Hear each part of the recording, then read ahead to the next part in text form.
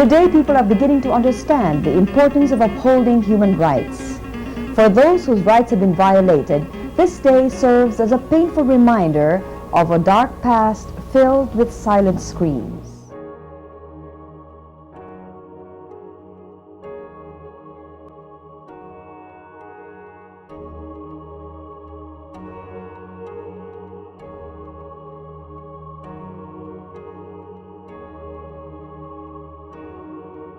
We have seen that patterns of violations have started to happen again. So we've seen killings, we've seen disappearance. Minimisinterpret nila na pag daw isang tumutulong na, isang NPA. Dati isa siyang manggagawa since 70 to 77. Isa siyang factory worker. Pag may mga rally na napapasama siya, kasi manggagawa.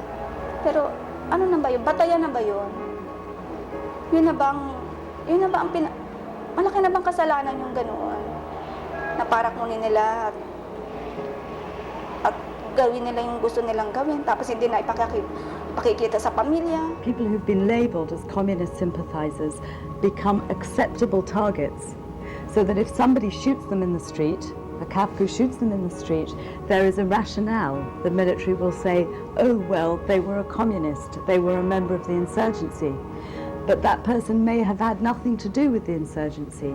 They may have been involved in, shall we say, political activities, but those activities may have been entirely lawful ones. Amnesty and all of these other groups have very high standards of perfection, which is good.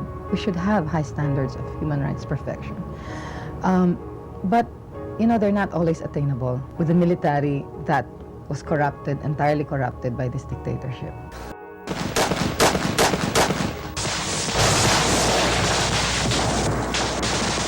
One of the cases documented by Amnesty International is the Paumbong killings on April 28, 1989.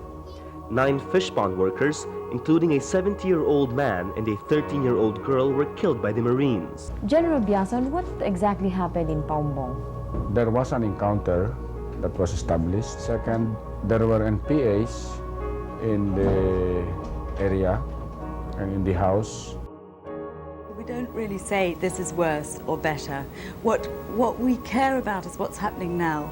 And what we care about is when we see a pattern. In other words, there's a framework in place, which means that these things are happening not just once, not just twice, but with a degree of regularity.